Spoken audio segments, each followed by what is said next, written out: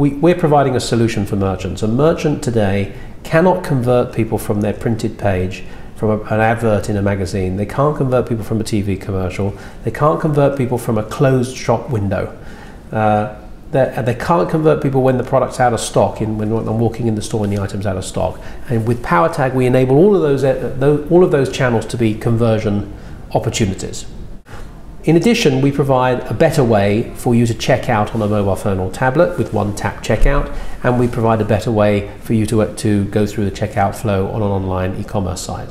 So for all of those reasons, the merchants are very compelled. That's why we announced 240 brands today, because those brands want to use this technology to help them sell better. So I think that the new market entrants, the sort of quote-unquote disruptors, Pingit, Square, and so on, they all do a little piece of of enablement for retailers, or a little piece of enablement for consumers, and they don't provide. In the case of Square, I think the proposition is flawed. In the case of Pingit, I think it is very sort of unique to the UK. So it's just a UK-based service, and secondly, it's all about bank-to-bank transfers, person-to-person transfers. And we provide a ubiquitous solution, and so we're both, cross-border, international, and we are completely agnostic as to the payment method. It can be bank transfer, it can be credit card, it can be PayPal. It doesn't matter to us.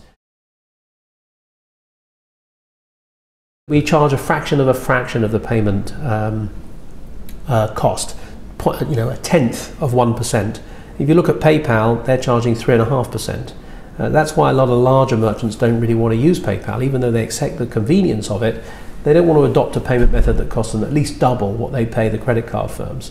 Square is similar. They charge a lot of money, 2.75%. It's way too much for the larger retailers. So we sit very nicely as a sort of non-disaggregating facilitator. It's really simple. We provide a dashboard which has all of the customers' products in them. They can search them and manage them in the way that you'd expect, and create categories and create the tags like that for printed materials and audio materials. On the website, it's all dynamic. It's done in real time by pulling the codes in from a cloud server.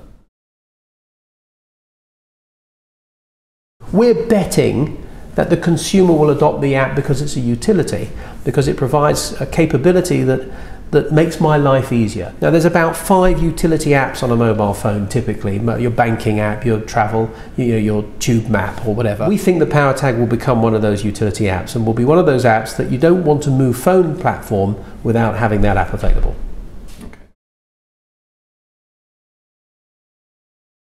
Well, I think that that's always been out there as an issue of channel conflict for brands and manufacturers ever since the direct channel of mail order and the internet came about.